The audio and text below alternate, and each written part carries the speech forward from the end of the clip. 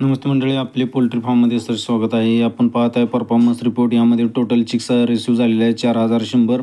Total mortality 5.58% झालेली आहे. Number of bird sold झालेले आहे 3866. टोटल वेट झालेला आहे 11 टन 455.95. ॲव्हरेज वेट आहे 2.963. टोटल फीड कन्झ्युम केलेला आहे 18 टन 850 आणि फीड ट्रान्सफर झालेला आहे. ठीक आहे. FCR 1.64 आणि CFCR आहे 1.40. तर आता आपण CFCR कसं कॅल्क्युलेट करायचं आहे हे बघत आहे. टोटल फीड कन्झम्पशन काढायचं आहे आपल्याला. एकूण पक्ष्यांनी खाद्य खाल्लेलं आहे 18 टन 850 आणि त्यामध्ये टोटल एकूण वजन आलेलं आहे 11 टन 455.95 kg वेट आलेलं आहे. त्याचा FCR केलेला आहे 1.64.54 आलेला आहे. टोटल खाद्य divided by total weight, total feed भागिले वेट केल्यानंतर 1.64 FCR येतो.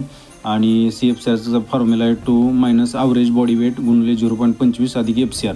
दोन आपण त्याचं ते फॉर्म्युलामध्ये आहे 2.963 ॲव्हरेज वेट आलेलं आहे आणि गुणिले 0.25 प्लस 1.64 FCR आणि त्यांचं सगळ्यांचं कॅल्क्युलेशन केल्यानंतर 1.40 CFCR येतो.